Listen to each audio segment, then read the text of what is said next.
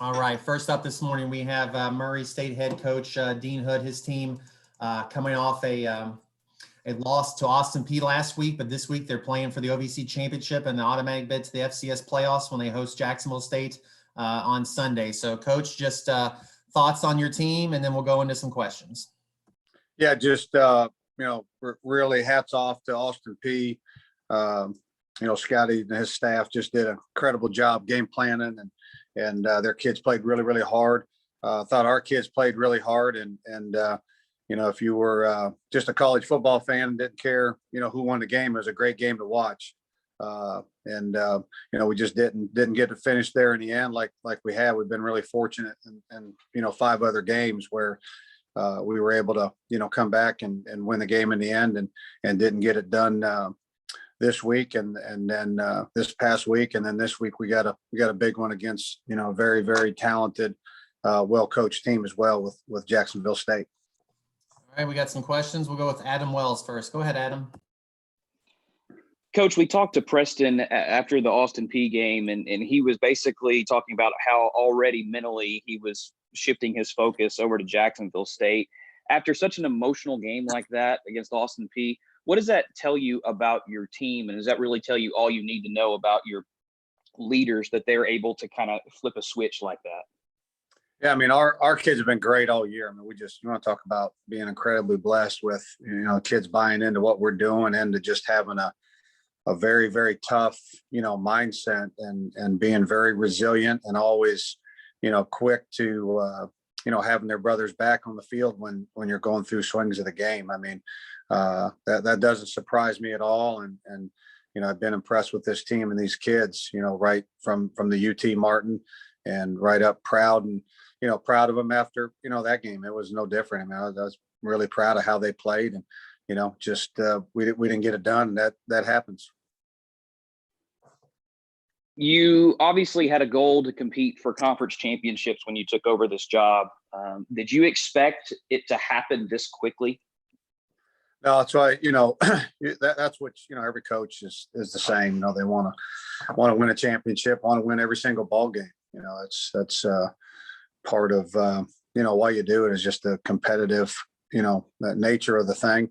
But I had no idea, really, what we had personnel wise. I had no idea of the heart of this team and the kids that we have on the team. And, I didn't know, if we were going to get the buy-in, because we were doing so many things different. That's very, very, that piece is very fragile. There's been, many good coaches that had a good plan, and just for whatever reason didn't get the buy-in of the team. And it's a fragile thing. And these kids have been great with accepting what we're doing and wanting to work hard and wanting to be the best that they can be. And so, it's because of that we were able to, do what we've done up to the point of the Austin Peay game, is just, had talented kids that bought in and doing everything we asked full speed. What specifically does Jacksonville State do that could give you guys problems on Sunday? They run the football really, really well. They got a couple really good running backs, big running backs. The quarterback is very, very athletic, and he can really run. Up front, they're very, very solid, with their offensive line, big guys. I mean, they're big all over the place. Receivers really good. Number 9 is phenomenal. Several others, they're very big human beings. They're outside backers. 2 is really, big kid. It's a player for him. And then up front, a lot like Austin Peay, big physical, disruptive guys up front, linebackers that can run, number 8. And then, on the back end, number 1 is a really good player. So, I mean, they got players all over the place. That's the biggest, issue is they're very, very talented. And then, Coach Grass is, I was in the league with him, when he took over for Bill Clark, and, Bill Clark coach team, and Coach Grass's teams are just very, very fundamental. The most fundamental team, that we've played all year. They're just very fundamentally sound. My last question for you, Coach, is this season at home games, I'm assuming you've been able to kind of tell the enthusiasm around the Murray State fans, and obviously this game, coming at home, how important is that? And have you been able to kind of get a sense of the excitement around this football team over these last, couple of weeks, considering how well you guys have played?